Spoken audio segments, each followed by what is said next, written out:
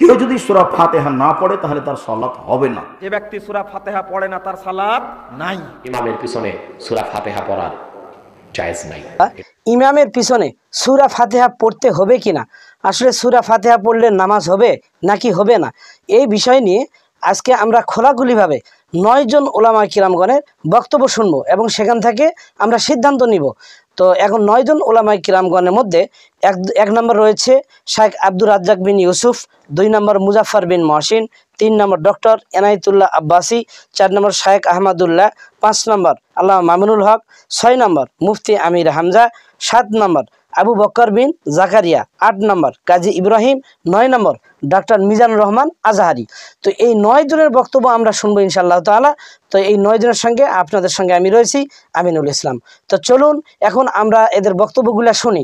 সর্বপ্রথম আমরা আগে শাইখ আব্দুর রাজ্জাক বিন ইউসুফের বক্তব্য শুনে আসি। কেউ যদি সূরা ফাতিহা না পড়ে তাহলে তার সালাত হবে না মর্মে ইমাম বুখারী একটি অধ্যায় উল্লেখ করেন। তিনি বলেন, একাই হোক, জামাতবদ্ধ হোক, সরবে হোক, নীরবে হোক।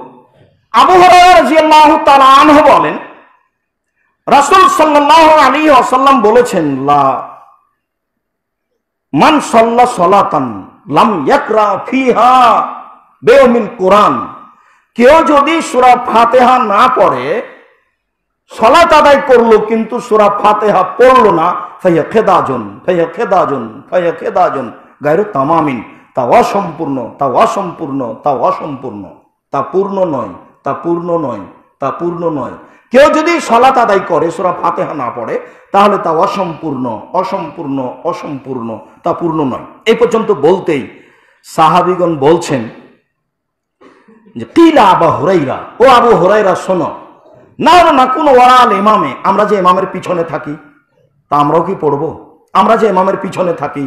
তখন আবু হুরায়রা রাদিয়াল্লাহু তাআলা আনহু বলেন, ইকরা বিহা ফি নাফসিক, মনে মনে পড়ো। তাহলে ইমামের পিছনে পড়তে হবে। তার মুসলিম থেকে হাদিস রয়েছে আবু হুরায়রা রাদিয়াল্লাহু তাআলা আনহু থেকে। হাদিস হচ্ছে মুসলিম গ্রন্থে, বর্ণনাকারী হচ্ছেন আবু হুরায়রা রাদিয়াল্লাহু তাআলা আনহু, যে আপনি বললেন আল্লাহ তাআলা বলছেন, ওয়াইদা কুরিয়াল কোরআন ফাসতামিউ লাহু ওয়া আনসিতু লাআল্লাকুম তুরহামুন। যখন তোমাদের সামনে কোরআন মাজিদ পড়া হবে তখন তোমরা কান লাগিয়ে শোনো, চুপ থাকো। ঘটনা কোথায়, কোথাকার আয়াত কোথায় লাগিয়ে দিলেন? কোরআন মাজিদ পড়া হলে তারা হইচই করত। তা আল্লাহ বলছেন যে কোরআন মাজিদ পড়া হলে তোমরা হইচই করো না, চুপচাপ শোনো, কান লাগিয়ে শোনো, তাহলে তোমাদের প্রতি দয়া করা হবে।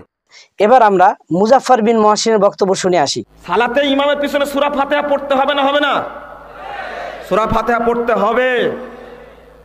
রাসূল সাল্লাল্লাহু আলাইহি ওয়াসাল্লাম বলেছেন, 756 নম্বর হাদিস সহিহ বুখারীর মধ্যে আসছে, লা সালাতা লিমান লাম ইয়াকরা বিফাতিহাতিল কিতাব।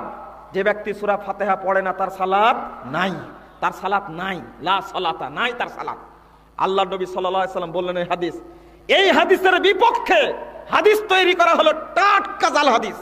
আর জয়ীফ হাদিস কিছু না আছে, কিন্তু মূল ভূমিকা পালন করেছে কোনগুলো? জাল, যেগুলো জাল। তার মধ্যে একটা, যে ব্যক্তি ইমামের পিছনে সূরা ফাতিহা পড়ে তার মুখে মাটি মারো। যে ব্যক্তি ইমামের পিছনে কেরাত পড়ে তার মুখে আগুনের অঙ্গার মারো। যে ব্যক্তি ইমামের পিছনে সূরা ফাতিহা পড়ে তার মুখে পাথর মারো। যে ব্যক্তি ইমামের পিছনে সূরা ফাতিহা পড়ে তার মুখে মদের বোতল মারো। কোন জিনিস মারতে আর বাকি আছে?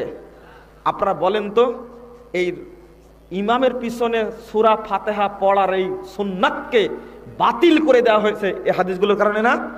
আপনারা কি মনে করেন এই হাদিসগুলো কোনো মুসলমানের বাচ্চা তৈরি করেছে? অসম্ভব ব্যাপার। এই হাদিস মুসলমানের বাচ্চা তৈরি করেনি। এই হাদিসগুলো তৈরি হয়েছে সবগুলো ইহুদি খ্রিস্টানদের দালাল, তারা তৈরি করেছে। এগুলো সারা বাংলাদেশে, উপমহাদেশে সালাত আদায় করা হয়। একজন ইমাম পার পিছনে 5 লক্ষ 6 লক্ষ মানুষ সালাত আদায় করছে, কেউ সূরা ফাতিহা পড়ে না। এর চেয়ে বড় গুমরাহি আর কি হতে পারে? কেন তৈরি হলো? জাল হাদিসের কারণে তৈরি হয়েছে। শ্রদ্ধাভাজন আলেম ডক্টর এনায়েতুল্লাহ আব্বাসীর বক্তব্য শুনে আসি। ইমামের পেছনে কি সূরা ফাতিহা পড়তে হবে? না, ইমামের পিছনে সূরা ফাতিহা পড়া জায়েজ নাই। এটা রাসূলুল্লাহর সুন্নতের খেলাফ। লামাযহাবী যারা, তাদের অবস্থা হচ্ছে কি, কিছু মানে কিছু ছাড়ে। বুখারীর একটা হাদিস পাইছে, লা সালাতা ইল্লা বিফাতিহাতিল কিতাব, সূরা ফাতিহা ছাড়া নামাজ পরিপূর্ণ হবে না। এই জন্য তারা এখন ইমামের পিছু সূরা ফাতিহা পড়ে, এমনকি জানাজা নামাজও সূরা ফাতিহা পড়ে, ব্যাকফলের দল। তো জানাজা নামাজে রুকু দাও, সাজদা দাও, রুকু সাজদা বাদ দিছো কেন? এটাও করো। একটা হাদিস পড়ছে, একটা হাদিস, আরেকটা পড়ে নাই। পরিষ্কার হাদিস এসছে নাসাইতে, আল্লাহ রাসূল বলেছেন, ইন্নামা জুইলাল ইমামু লিয়ুতাম্মা বিহি ফাকিরাআতুল ইমামি কিরাআতুল লাহু। ইমামকে ইমাম বানানো হয়েছে নেতা হওয়ার জন্য, তার অনুসরণের জন্য। ইমামের তেলাওয়াতটাই মুসল্লির তেলাওয়াত। ইমাম পড়লে মুসল্লির পিছনে পড়ার কোনো সুযোগ নাই। লামাজহারি ভাইরা বলে ইমামের উপরও ফাতিহা পড়া ফরজ, মুসল্লির উপরও ফরজ। যদি সূরা ফাতিহা মুসল্লি না পড়ে তাইলে নামাজ হবে না। ঠিক আছে, তাহলে লামাজহারি ভাইরা, বুখারী মুসলিম একটা হাদিস আছে, ওই মাসালাটা আমরা যেমন মানি তোমরাও মানো। রাসূলুল্লাহ সাল্লাল্লাহু আলাইহি ওয়াসাল্লাম বলেছেন, কেউ যদি ইমামকে যে প্রথম রাকাতের রুকুতে পায়, কোথায়, সে ইমামকে প্রথম রাকাতটা তার হয়ে গেছে, প্রথম রাকাত হয়ে গেছে। তো এই ক্ষেত্রে তো তোমরা আমাদের সাথে একমত। তো তোমাদের কাছে প্রশ্ন, তোমাদের যে লোক ইমামকে প্রথম রাকাতের রুকুতে পাইলো, ওই লোকটা রাকাত তো হয়ে গেছে, তো তার সূরা ফাতিহাটা কি পড়ছে? জামাতের সহিত নামাজ আদায় করলে মুক্তাদি কি সূরা ফাতিহা পড়তে হবে? জামাতে যদি ইমাম নামাজ পড়ায়, ইমাম জোরে পড়ুক আর আস্তে পড়ুক, মুক্তাদি পিছে কিছুই পড়বে না, শুধু চুপচাপ থাকবে। এইবার আমরা শায়েখ আহমদুল্লাহর বক্তব্য শুনে আসি। জাহরি নামাজে ইমাম সূরা ফাতিহা পাঠের পর মুসল্লি যেন পাঠ করতে পারে, সেজন্য সময় না দিলে বা কম সময় দিলে মুসল্লি কিভাবে সূরা ফাতিহা পাঠ করবে? যেসব সালাতে ইমাম প্রকাশ্যে কেরাত পড়েন, যেমন মাগরিব, এশা এবং ফজর, সে সমস্ত সালাতগুলোতে মুসল্লি ইমাম সাহেবের কেরাত শ্রবণ করবেন, পাঠ করতে যাবেন না। এটাই হলো আপনার সবচেয়ে বিশুদ্ধতম মত, এবং এই মতটি অধিকতর নিরাপদ। এর কারণ হলো যে ইমাম যখন উচ্চস্বরে কেরাত পড়বেন, তার পেছনে আপনি কখন কেরাত পড়তে যাবেন? অনেকে বলেন যে সূরা ফাতিহা যখন ইমাম পড়বেন, একটা আয়াত পড়ার পরে তিনি দ্বিতীয় আয়াতের মাঝে যখন থামবেন, এই ফাঁকে পড়ে ফেলবেন। তো এতটুকু বিরতিতে কোনো ইমাম সাহেব দেন না যে ওই আয়াতটি আবার পুনরায় পড়া যায়। যখন কোরআন পাঠ করা হবে তখন তো আমাদেরকে শুনতে হবে। আল্লাহ তাআলা বলেছেন, ওয়াইদা কুরিয়াল কুরআন ফাসতামিউ লাহু আনসিতু লাআল্লাকুম তুরহামুন। যখন কোরআন পাঠ করা হয়, তেলাওয়াত করা হয়, তখন তোমরা শুনবে এবং মনোযোগ দিয়ে শুনবে এবং চুপ থাকবে। তাহলে আল্লাহ চুপও থাকতে বলছেন, আবার শুনতেও বলেছেন। তাহলে উচ্চস্বরে যখন ইমাম সাহেব কেরাত পড়ছেন, আপনি শুনতে পাচ্ছেন, তাহলে আপনাকে শুনতে হবে মনোযোগ দিয়ে, এবং আবার আপনি কিছু পড়তেও পারবেন না। যখন থামবে পরবর্তী আয়াতের মাঝে, এখানে তো এত অল্প সময়ের জন্য থামেন যে এর মধ্যেও আয়াতটি পড়ে শেষ করা যায় না। আর যদি পড়তে যান তাহলে হুলস্থুল করে পড়তে হবে। অনেকে বলেন যে সূরা ফাতিহা ইমাম শেষ করার পর অন্য সূরা মেলানোর আগে এই ফাঁকে পড়ে ফেলবেন। এটাও যৌক্তিক কোনো কথা নয়, কারণ সূরা ফাতিহার পরে আর সিলেমনের আগে এখানে তো খুব লম্বা গ্যাপ দেওয়া হয় না যে সূরা ফাতিহা পুরোটা পড়া যেতে পারে। অনেকে বলেন যে ইমাম সাহেবের উচিত সময় দেওয়া, এবং অনেক মসজিদে দেনও, বিশেষ করে সৌদি আরবে দেখা যায়। সেটাও গ্রহণযোগ্য নয়। খোদ যখন উচ্চস্বরে কেরাত পাঠ করবেন তখন আমরা কেরাত শ্রবণ করব, সেটা ইনশাআল্লাহ যথেষ্ট। এইবার মজলুম জননেতা ও বিশিষ্ট আলেমেদ্দিন আল্লামা মুফতি মামুনুল হক সাহেবের বক্তব্য শুনে আসি। যে আমরা যখন ইমামের পিছনে ইক্তেদা করে নামাজ পড়ে থাকি, তাহলে নামাজ কিছু থাকে জাহরি কেরাতের, ইমাম সশব্দে কেরাত পড়ে থাকেন, আর কিছু নামাজ থাকে, নামাজের কিছু অংশ থাকে সিররি কেরাতের, অর্থাৎ যেখানে ইমাম নিঃশব্দে তেলাওয়াত করে থাকেন। অবশ্যই প্রতি রাকাতেই ইমামের তেলাওয়াত করতে হয়। কোরআনের তেলাওয়াত ছাড়া তো নামাজের কোনো রাকাতই শুদ্ধ হবে না। তবে যখন আমরা জামাতের সাথে কোনো ইমামকে ইক্তেদা করে থাকি, তখন কোরআন ইমাম তেলাওয়াত করে থাকেন, কখনো নিঃশব্দে তেলাওয়াত করেন, কখনো সশব্দে তেলাওয়াত করেন। তো এই ব্যাপারে আমরা জানি কোরআন এবং হাদিসের মধ্যে কিছু তথ্য রয়েছে, যে তথ্যের ভিত্তিতে ইমামদের মধ্যে ইসলামিক স্কলার যারা এবং যারা আইম্মায়ে মুজতাহিদিন, যারা মুজতাহিদ ইমামগণ, তাদের মধ্যে মত পার্থক্য রয়েছে।